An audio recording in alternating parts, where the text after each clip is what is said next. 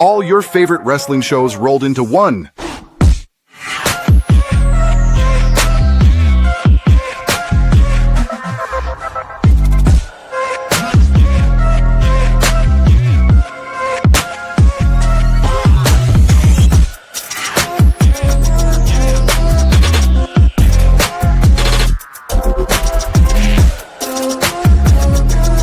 Welcome to the WeBook It Podcast. Let's start the show.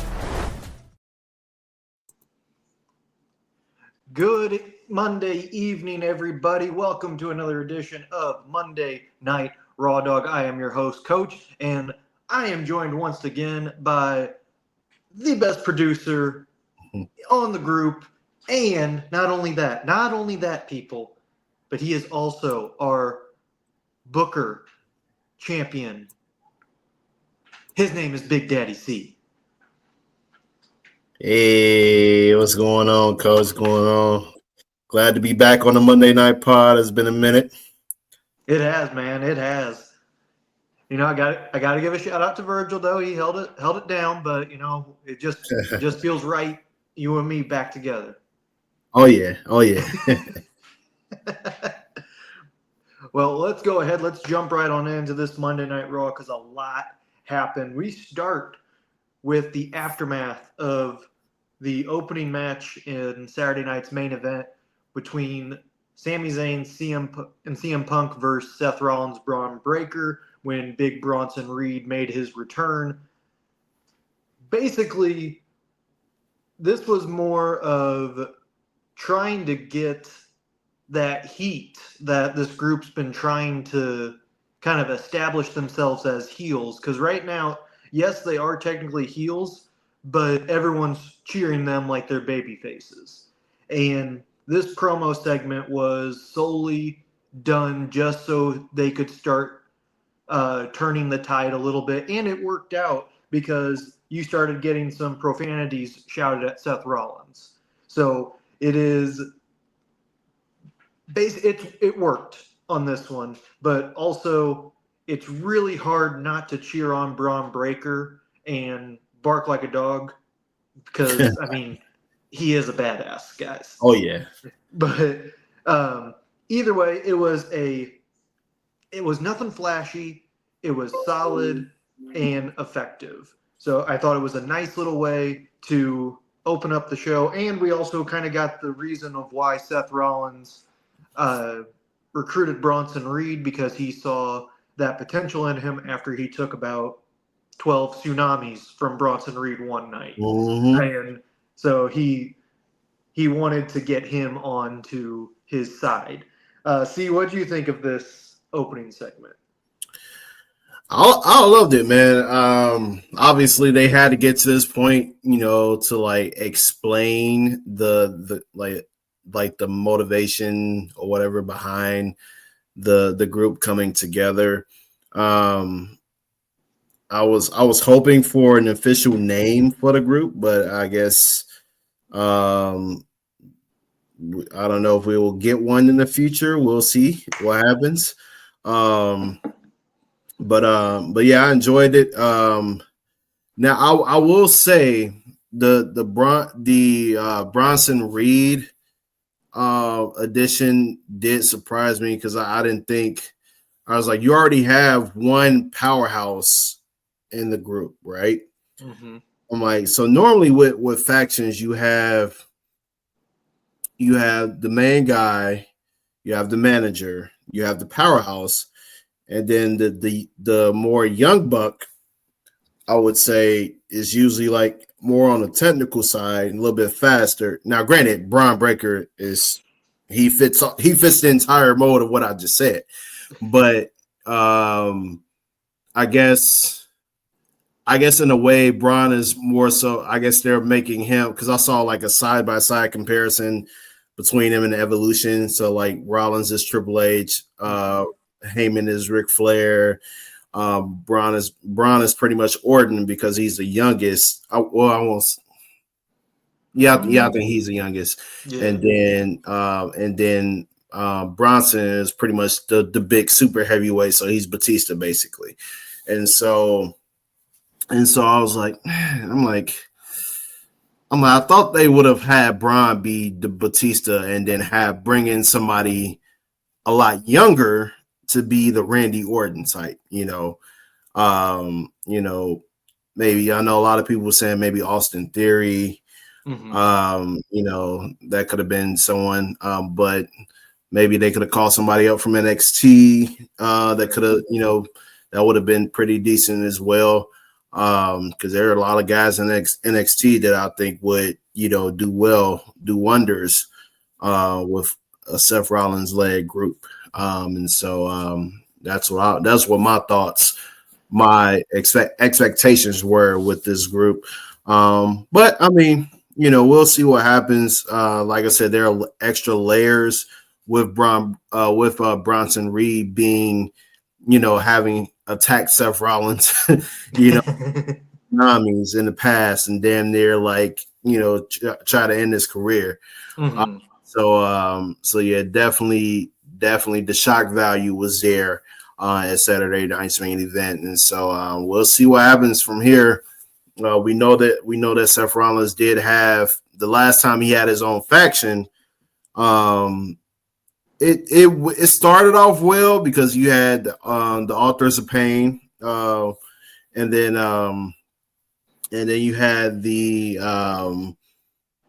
Buddy Murphy. And so it seemed like it was going well, and then eventually injuries happened, and then everything else just fell downhill from there. And so just seeing pretty much two powerhouses on his side again is almost like a repeat. So a part of me feels like there's still one more guy left to add. And so I feel like that next guy will probably be the actual Randy Orton of the group. And so we'll see what happens down the line. But yeah, that's what my thoughts were on it. All right, so then we get to our first match of the night, which is a Money in the Bank qualifying match between Penta, Dragon Lee, and Chad Gable. And conveniently enough, there was Vikingo in the crowd, who is Chad Gable's opponent at Worlds Collide on June 7th. And it was a nice little note that they said that if Chad Gable won, he would be doing double duty. And so I just kind of thought that was a nice little realism that they put in there. Good fast-paced match, a couple of cool spots, especially the double suplex that Gable did on Penta and Dragon Lee. But eventually, Vikingo came in and knocked Gable off the turnbuckle, distracted him. Penta then hit his finishing move, the Mexican Destroyer, and 1, 2, 3. Penta is going to the Money in the Bank, and it was a good match. It was nice and solid. Nothing to write home about, but solid match, and I'm excited for Penta to get in the Money in the Bank ladder match because I know his spots are going to be awesome. Yeah, I honestly think this is one of the top two matches on the card. Honestly, obviously you got two seasoned luchadors in the ring, and you got Chad Gable being the super athlete that he is, with the amateur wrestling background, obviously being part luchador himself. And so I think this triple threat match is one of the best matches on the card tonight. Definitely there were a few moments with between Dragon Lee and Penta that were pretty solid. I think that one moment where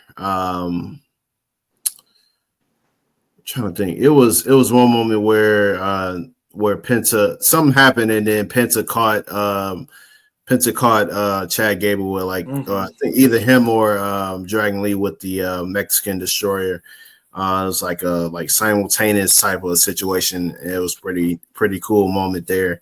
And then obviously the interference. What was the guy's name again from AAA? Vikingo. Yeah, just seeing that moment there is just like, oh man, like Worlds Collide is. They only announced 2 matches. I don't know if it's gonna be more than that. There's got to be more. Yeah, I'm like 2 matches is like not enough. I'm like, so like I imagine that as the weeks progress, we'll get more announcements. But yeah, it just gives you a taste of what to expect. Because you got that happening on Saturday. Well, no, is it? Yeah, Friday, right? That's happening on Friday. No, Worlds Collide is happening the same day as Money in the Bank. Oh, so it's like before. Oh, okay, so damn, they're doing it like NXT basically. So it's NXT. Okay, all right. So yeah, so I mean, shit, double trouble, I guess. But yeah, like it just the intrigue leaves you wondering what's going to happen. And this is probably the first I think the first thing I've seen with WWE, like in terms of like collabing in terms of a PLE like type event, collabing with another promotion. I mean, now it's like they've purchased the promotion, so it's like now I don't know if we can really call it a collab anymore because they purchased them already. But yeah, like I think this is like the first time where we're actually getting a true like WWE versus like AAA, like or WWE versus like another promotion like that's not ECW, So yeah. I know they're probably going to do it. I mean, I know they've been doing it with NXT and TNA, but I hope that down the line we get TNA versus somebody on the main roster, kind of expanded it a little bit. So we'll see what happens from there. But yeah, I'm excited to see this Money in the Bank match. Props to Penta for securing the win. We'll see. We'll get some big moments from him in the Money in the Bank match. High flying moments. I know he gave us a lot of those in AEW with the hardcore matches and ladder matches and stuff like that. So yeah, we'll see what happens. I wouldn't be surprised if Ray Phoenix joins him in this match. Oh wait, no, Ray Phoenix lost. Ray Phoenix lost. Yeah. But they always do the last chance battle royal. Oh, that's right. They do. They always do the last chance battle royal for that last spot. So I wouldn't be surprised if they do that on SmackDown, and have a last chance for that last spot in the match. And I wouldn't be surprised if Ray Phoenix messes around and win that match. So we'll see what happens there. But yeah, those are my thoughts. Yeah, good call. That's why you're the Booker of the Year right now. Oh yeah. Side note, I did read that this week on TNA they are going to announce their matches for Worlds Collide. So it's going to be a AAA, TNA, and WWE. Oh, okay. PLE. Okay. So TNA getting in the mix. Okay, all right. So that's 3 promotions going with each other, and that is I'm getting goosebumps just thinking about it. Oh man, that's awesome.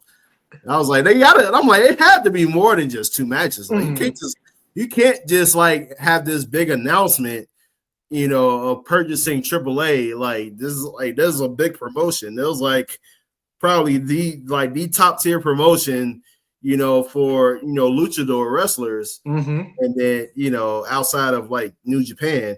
And so, like, this is top tier. So, like, this is a big moment. So, if you announce this type of pay-per-view or PLE, like, you got to give us more than 2 matches now. You got to give us more. All right. So then we get our first backstage segment, which is in the Judgment Day clubhouse. Everyone's just kind of relaxing. And lo and behold, Roxanne Perez joins in and offers Dirty Dom some chicken nuggets while also saying, you got a big lump on your shoulder. Let me rub that out for you. Only for Liv Morgan to return from her movie filming and Come catches into our bitch. And obviously some tension was created there with Dom and Liv. And if you noticed in the background, Finn Balor having a nice laugh about it. Probably something that he set up. I liked that. I liked it. It was kind of similar to what was happening with Liv and Dom to begin with when Liv was first trying to get her way into Judgment Day. So I think that was a nice little callback. And I mean, obviously Finn is definitely behind this, and the breakup is getting closer and closer. We keep getting teased for it, but if we're going with this route, I'm okay with it. But definitely a really good backstage segment there for the Judgment Day. Yeah, I thought it was pretty cool. I didn't expect Liv to be back this soon, but they did say the filming was for like 3 weeks or so. So it seemed like the 3 weeks had passed. And so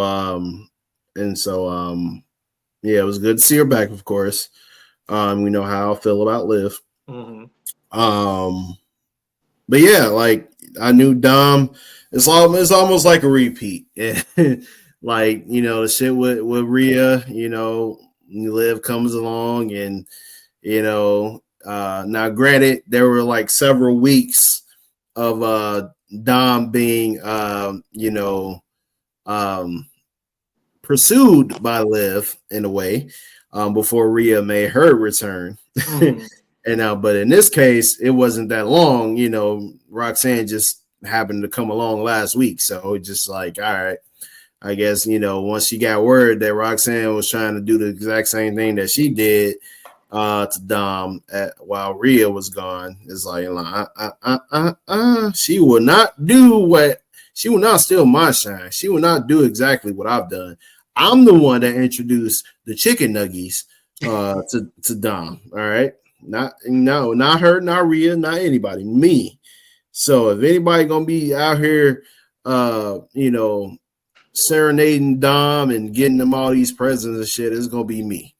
And so seeing her be mad, she coming back, she didn't seem as mad as I thought. But with Liv, she has this. I always felt like she had this Harley Quinn, personality to her. Alexa Bliss had it too, but like I think Liv definitely has it a lot more than Alexa, and so 100%. Yeah, and so I feel like she could definitely lead Dom into thinking everything is okay. But then eventually she'll turn on him, like, nah, like you done fucked up. And will make you think everything's good, but it's really not. Right. And so we'll see what happens, man. I mean, Dom gotta be careful, man. I get it, his roster, don't get me wrong, his roster is pretty great. Goes from Rhea to Liv, Roxanne trying to get at him. So obviously he's married in real life, so he has good taste.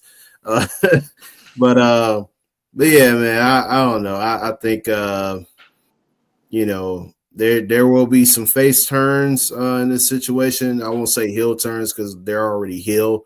But yeah, somebody's gonna be turning face, whether it's Dom, Liv, or both. That remains to be seen. So yeah, those are my thoughts.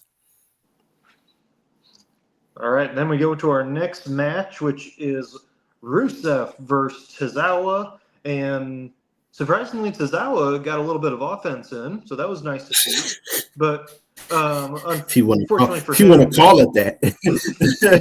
I mean, he got a drop kick in. I was like, that was more than I thought he was going to get.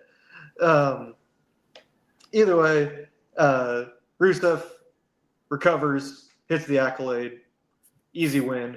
But as Rusev was continuing his assault on Tozawa, Sheamus's music hits, and he comes to the ring to rescue Tozawa, and him and Rusev have a stare-off. And, of course, everyone knows the history of those two being in a faction together.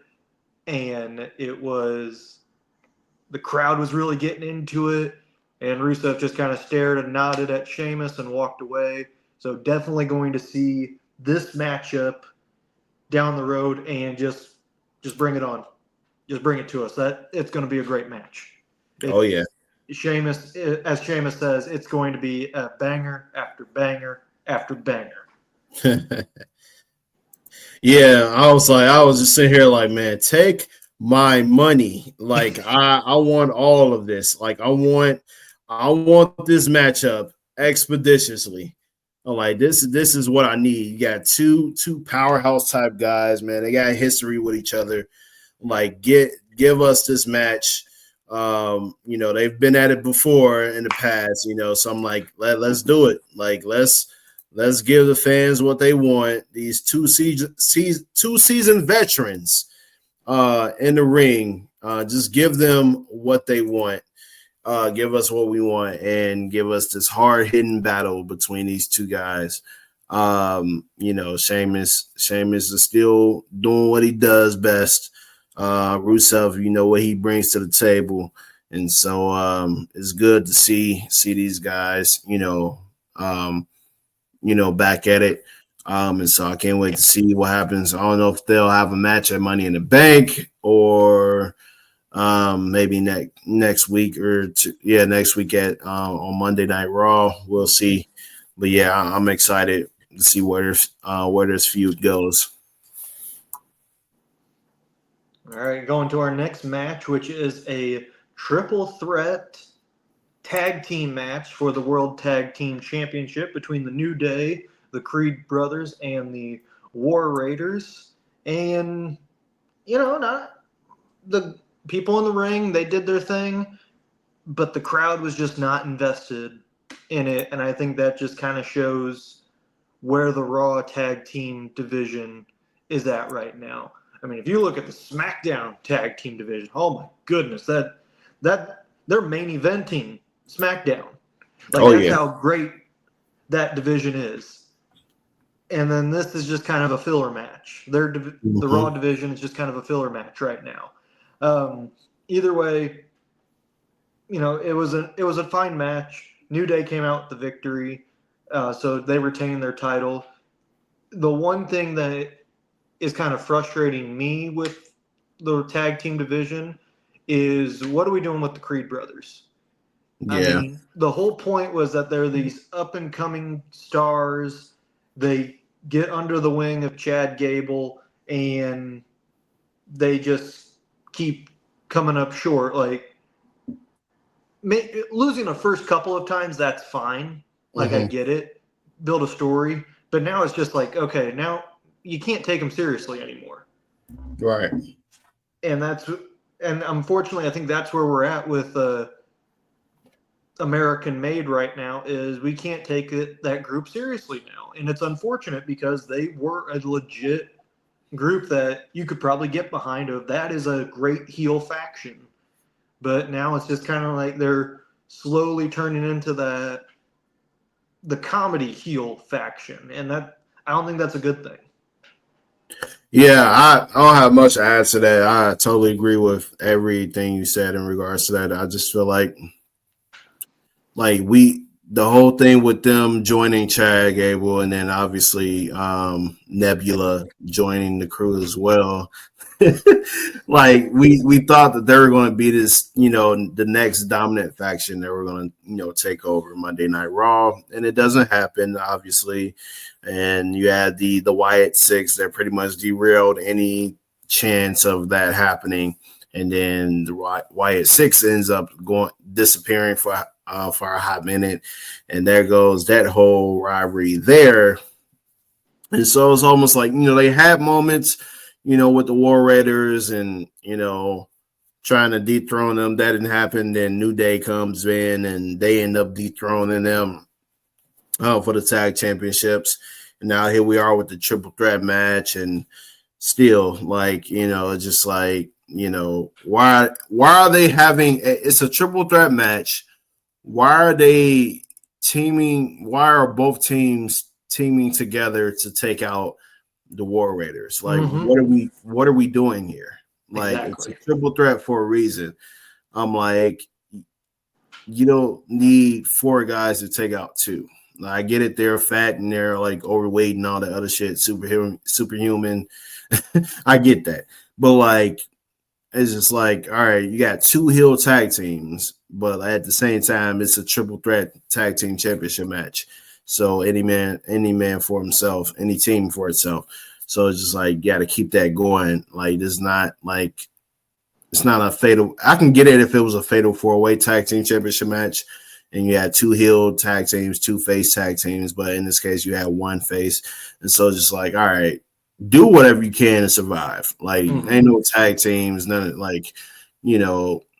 just, it's every man for himself. So just treat it as if it was a singles triple threat match, and so that's my opinion on it. And, I just think the Creed brothers, they gotta figure something out, man. I think in NXT, they had a purpose, they had a direction, but I think once Roderick Strong left, as well as Stokely Hathaway, I think once those 2 guys left, and then they kind of broke up the whole Diamond Mine group, I think that kind of like, kind of took away from what things were going to be. Oh, we gotta. Oh no. We got a special guest here. Peace. Virgil. That's all I want. That's all I want is peace and love. Hi, fellas. What's going on, man? What's going on, guys? Listen, an electric Monday Night Raw. I just finished recording over on Cub Central and posting all my stuff for that. And I just had to hop over here and tell y'all that Becky Lynch is going to end up winning the IC title. And she also has a fat ass. What else did I have for you? What else did I have for y'all? Dang it, I forgot my other point I was going to make. Anyways, it was a really good Monday Night Raw. I really enjoyed it. And everybody that's watching, I missed both of you, so I just figured I'd jump in real quick after I finish my stuff and just say, what up? Miss you too, brother. Yeah, I missed you, man. All right, I'm outie. Enjoy. Have a good show. All right, man. All right, bro. And he's back, and now he's gone. that was fun. Yeah. I like that. But yeah, man. I think the Creed brothers, WWE Triple H got to figure something out. Like, I don't know if it's repackaging them or, like, I don't know. I think the whole idea with the American Alpha or American Made, whatever it was, like, I think that ship has sailed because I don't think it was properly planned to begin with. And so I think just go ahead and nix it before, instead of trying to keep it going, like nothing's happening with them. So I think just go ahead and kill it. And hell, I don't even think we haven't seen Nebula, aka not Ivy now. We haven't seen her in forever. So like, I don't know where she's at. I don't know if she's injured or what, but like, she ain't been the scene. So I'm like, what are we doing? Like, are we still going to keep this a faction or what? Because they're going nowhere. So, but yeah, those are my thoughts. All right, our next segment, it is Jey Uso, the World Heavyweight Champion, making his way to the ring to talk about his match at Money in the Bank with Cody Rhodes as his tag team partner going up against John Cena and Logan Paul. But before he can even get to that, Gunther interrupts him and walks into the ring and basically reminds him of the upcoming title match that they both have on Raw on June 9th, the Raw after Money in the Bank. So probably planting the seed for Gunther to interfere in the tag team match at Money in the Bank. But either way, this segment, nothing. It's kind of what we've seen already with these two. It was Gunther saying he's the rightful champ, questioning Jey Uso, saying you're not a real champ. Jey hyping himself up. I mean, it's been done already, and so it wasn't anything special. The only thing I really liked about it was the crowd still chanting "You tapped out" to Gunther and him getting all flustered. In fact, to the point to where when he antagonized the crowd, a couple people were actually flipping him off, and the camera had to cut to black. So I was noticing that the camera was was at least at 2 or 3 different points in the night, like the camera cut black. Mm-hmm. And I don't know what for, but I'm glad you mentioned that because I was like, what the fuck is going on? I was like, I don't know if Peacock having this issues again or what. But yeah, this segment, nothing really to go home about. I thought it was all right, but got its point across to kind of plant the seeds for a possible interference, but also remind people of the next title match that Jey Uso has coming up. Yeah, I don't have much to add here. That's pretty much what I thought as well. Just going through coming out, reminding Jey, like, don't get too comfortable. I know you got this big tag match coming up, but just know that the night after, well, 2 nights after. 2 nights after. 2 nights. I'm still not used to, like, man, I've like spent more than half my life seeing pay-per-views happen on Sundays. It's right. I'm still not used to it being on Saturdays and having like a day in between a major pay-per-view and Monday Night Raw. So like, unless it's like WrestleMania or SummerSlam. But yeah, like that's all I pretty much got. Just a reminder for Jey, like, hey, like don't forget, I'm still coming after my title, so don't get comfortable. All right, we go to our next match, which was an impromptu match set up in the night after a brief backstage confrontation between Kairi Sane and Liv Morgan. So these two both squaring off against each other, setting up something in the women's tag team division. It was a really, really competitive match. I was curious to see how they were going to go about with this one. Liv Morgan controlled the pace, and Zayn set up her babyface comeback, was doing everything right. She was going to the top rope for her finishing move, and then all of a sudden, Roxanne Perez comes out and knocks Zayn off the top rope with the referee distracted. Raquel Rodriguez didn't like that, so they start arguing, Perez and Rodriguez. Liv Morgan sees that and is confused what's going on, and then Zayn comes in for a roll-up victory over Liv Morgan to everyone's surprise. And I mean, Liv sold it perfectly of how she was shocked and angry at the same time. And, shout out to Kairi Sane.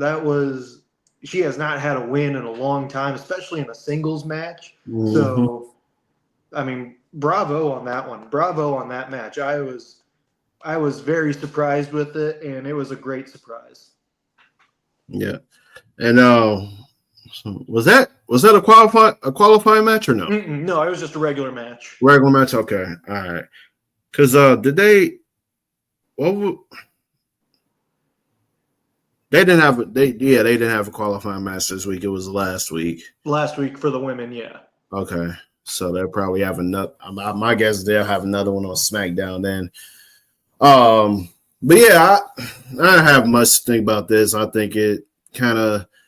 I know Virgil mentioned something about it in our chat, like that possibly this could lead to Liv turning on Raquel or Raquel, turning on Liv, setting up a face heel turn there. Well, more so a face turn for Liv. And so I don't know. Like with the Judgment Day, anything can happen. You can't be too sure. Like that's one thing I've learned. Anything can happen with the Judgment Day, man. Men or women, it does not matter. They've had was about 4 different women that have been involved in this group so far. Right. Starting off with Mommy, and she's no longer even in the group. So, and she was the head honcho. Like you want to call, hey, if you want to, everybody thought it was Finn, but then it wasn't Finn, and then Priest was pretty much the guy, but then really wasn't Priest, and then it was really Rhea that was the head honcho of the group. So really, like, I mean, Finn still is not the head honcho of the group, it seems right. like. And he was supposed to be. Well, no, Edge was, and then they brought in Finn, and then it seemed like Finn was going to be the main guy, and then Priest. And then still, like, they've not, I feel like outside of Rhea and Edge, they have not had a legit bona fide leader. Like, Priest seemed like he was, well, like it really was. He's like yeah. He was like a general or a sergeant in arms, like type of guy. Like as Dwight from The Office will call it, assistant to the regional manager, whatever it was. The assistant to the manager, the general manager. Yeah, like that's pretty much what Priest was, man. But no, but yeah, I think anything, the whole Judgment Day is so unpredictable. So you just gotta sit and wait for the ride and see what happens, because you never know what you're gonna get with the Judgment Day. So yeah, those are my thoughts. And also for this match, they actually had so one thing I do like about what WWE has been doing is introducing like celebrities who are fans of WWE. Mm-hmm. So like you could be like, oh, hey, I didn't know that. And then kind of get that publicity for that person. Mm-hmm. Obviously with Netflix, it's mainly people with comedy specials or TV shows. So that at that point, it's like, okay, well, that doesn't really matter to me. But shout out to the 3 celebrities they had and they introduced before this match. You had Titus O'Neil, which hadn't seen him in a long time, so he got a good pop. Probably the biggest pop out of all 3 was Waka Flocka Flame. I was shocked to see that one. I was not expecting to see Waka. I was not expecting. That one was nice, and then. This one is a personal bias and my favorite, but when good old Patrick Maroon was introduced and got a nice pop from the crowd, the former 3-time Stanley Cup champion, 2 with the Tampa Bay Lightning, of course, and the St. Louis Blues. Only man to win 3 Stanley Cups. You just had to throw them in there. I did. But I digress. But I mean, with Netflix, obviously, I mean they got a lot of bigger actors and actresses that could show up at any given moment in time. But like you said, if they're actual wrestling fans, then yeah, they'll showcase them. But you'll never know who you'll see. What city they're in, like that WWE could be in, you never know who you might run into. Mm-hmm. And so, we've seen them all from the time they debuted on NXT, not NXT, Netflix. So it's just even on a pay-per-view, the PLEs, like, just anybody can show up, man. I think we're back in that era where celebrities show up to like wrestling events like consistently. And so without there being a guest host like they used to do, like I hated that bullshit. Oh, I know. Because they used to force it. Like they used to force like the guest host to like, yeah, this is who's here. Like, and then they have like a dominating like force throughout the entire night. Like I remember they had 2 guys from NASCAR They were like the guest host. It was like back in like 2009, 2010, and just like, okay, like what are we like like what I don't find this interesting. Like I like the one outside of recently, my first ever WWE event that I went to was Monday Night Raw in 2009 September, and Bob Barker. That was the Bob Barker episode. Oh, yep. So like, and that was like right before, I believe right before Breaking Point, because DX went against Legacy, and then Orton went against John Cena. I think that was an Iron Man match, if I'm not mistaken. And so, or Ike match, one of the two. But yeah, so like, I just like that was a good time, but like because it's Bob Barker, he had the Price is Right, special on the episode, so it's just like it was pretty cool. But when they have like hosts that really don't fit, like I hated it. But yeah, sorry about the little tangent I went on. It's just it just popped up in my mind. But yeah, go ahead. Well, no, you're bringing up an excellent point, and I was actually thinking about this the other night with what Netflix has done in a way with the people that have specials or part of the TV shows on Netflix. They've been kind of forcing it down our throats, and it's like, well, I shouldn't say forcing it down our throats, but just saying like, hey, yeah, here's this advertisement or here's this, and it's like, okay, well, that doesn't really like fit in with what WWE's doing here. Like, so who cares about that? But what they did tonight was like, hey, look, we have some celebrities in the crowd. Let's take a look and everything. And it was like, oh, that's a nice change of pace. I like that. And one's obviously a former WWE wrestler. So, I mean, you got to show some love there. Kind of like what they did on Saturday night's main event, showing all the old timers, which I loved that. I thought that was good. I like when they do that as well. But yeah, we kind of both went on a tangent there a little bit. So we'll move on.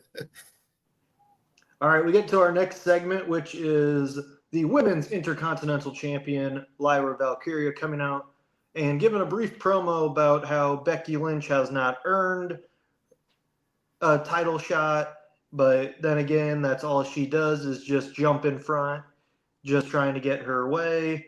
Obviously, Becky Lynch then would come out, and she offered a match, to which she says, if Becky Lynch loses the match to Valkyria for the IC Championship, she will never challenge for that title again. But if she wins, then Lyra must raise Becky's hand in victory. So kind of like what Virgil said when he jumped on in here, that kind of gave away the ending of what's going to happen. And, well, it's usually like that, unless you're Cody Rhodes from AEW when they did that. I would say that's probably the one time that didn't actually pan out. But, I'm not a fan of this per se, just because I think you could have just moved on. But they do want to elevate the women's IC title, and I get that.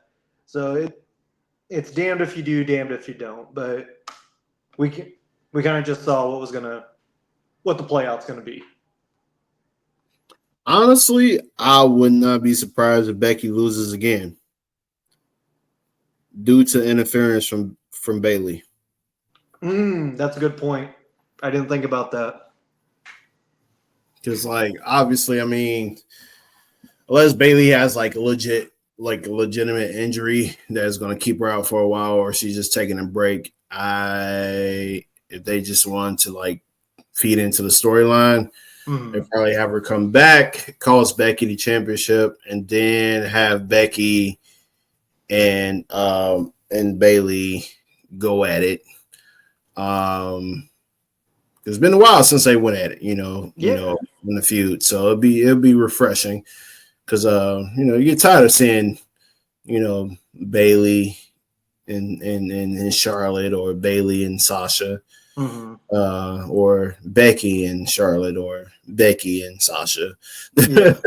And so Bailey and Becky didn't really go at it too often, you know. So so it'd be nice, it'd be refreshing to see. You know, so but we'll I don't know if they'll do it this soon. They'll probably save it. They'll probably save it for, like, you know, maybe if not Money in the Bank, probably SummerSlam. So if they do have Becky win it at Money in the Bank, she'll probably keep it until SummerSlam, and then that's when Bailey returns before then, and then challenges Becky for the championship. Because I'm sure Becky would probably beat Lyra in like a rematch or whatever, and then Bailey would come back, challenge Becky, and then they'll feud for, like, you know, maybe a few matches or so. But yeah, so I definitely I see Becky winning the championship at Money in the Bank, but I would not be surprised if she lost due to interference from Bailey. So we'll see what happens with that, you know, in Money in the Bank. Yeah, that's a good point. I completely forgot about the Bailey factor. So definitely something to keep an eye on. So we get to our main event of the night, which is a Money in the Bank qualifying match between Sami Zayn, Finn Balor, and Seth Rollins. But before the match, we get shown backstage Sami Zayn walking to the ring, only to be confronted by Karrion Kross, who's basically says, hey, even if you win tonight, you're still never going to be a champion. To which Zayn was obviously upset, walked away, and says, I'll deal with you later.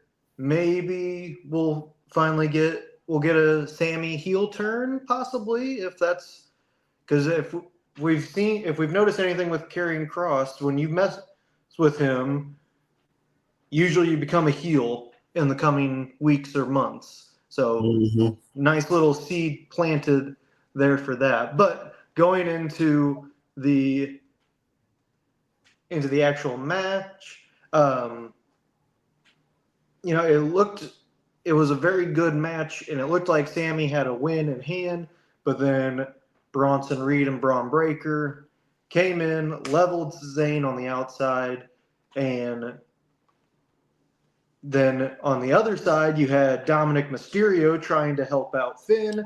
Well, that didn't work out because Rollins then hit a stomp on Dom on the steel chair and then beat down Sami Zayn. Jey Uso came out. That wasn't good enough. Then CM Punk's music hit, and then all hell broke loose. Punk then hit the go to sleep, and that was after Seth Rollins had claimed the victory. It was chaos, but it was nice because it was a little reminiscent of Attitude Era Monday Night Raw. And it was nice. I liked it. It was a nice little callback, and loved the sequence of the Balor coup de grace attempt that turned into a stomp from Rollins, which was then followed by a hull of a kick from Sami. Again, that's nice. That is Attitude Era wrestling. Oh yeah, at its finest, right there. And you know, bravo, great main event. Main event. Oh yeah, definitely. Like, just seeing interferences from all angles, like, you had Braun and Braun Breaker and Bronson Reed, you know, helping out Seth, and then here comes Jey Uso and all this other shit, and then Dom comes out of nowhere to try to help Finn, and that doesn't work. So it's just like, and then CM Punk after the match, you know, gives Seth Rollins the GTS, and then just runs out of the ring, and then just lets you know, like, this shit is not over. Like, you know, and it makes you wonder, like, who is going to be the third guy to help Punk. Well, I won't say the third guy, but like, because obviously Jey is still going to help whenever he can. But like, who's going to be that fourth guy? To help them. So because obviously Jey is going to be preoccupied with Cena and Logan Paul. So it's just so many like variables in this whole situation here. I'm shocked that neither Logan Paul or Cena showed up tonight, and so man, it just would have added more to the situation there. So yeah, man, pretty solid Monday Night Raw tonight, man. I think as we get closer to Money in the Bank, we'll probably see a little bit more chaos, especially as the feuds get a little bit more solidified. And so yeah, those are my thoughts. Yeah, I think there were some low spots in the night. Specifically looking at the tag team match that should have been hyped up a little bit more. But yeah, I agree. The triple threats that we did have with the qualifying matches, they kind of made up for it. I'd say a solid Monday Night Raw, and I'm excited to see what the next one, the go home Monday Night Raw, will be for Money in the Bank next week. Well, that is going to do it for us here on another edition of Monday Night Raw, Dog. Thank you to all of you that are watching or listening. Please remember to like, share, and subscribe to all of our content here at the WeBook It Podcast. We have about a show a night almost now. We got just about. Except Wednesdays because I record on Thursdays for AEW. So yeah, I mean we got our Monday Night Raw recap. We got our NXT recap. We have our AEW recap, which is done by this man right here. We also have our TNA recap, SmackDown recap, and then our Sunday variety show where we just talk about everything that happened in the week of wrestling or what might be happening in the world of wrestling. So like, share, subscribe our content. We're on the road to 2,000 subscribers. We are currently above 1,600. And when we first started this, we had nowhere near the dreams of getting this far this early in our podcast goal. So thank you to all of our subscribers, and we will see you next time on another edition of Monday Night Raw, Dog. See you guys.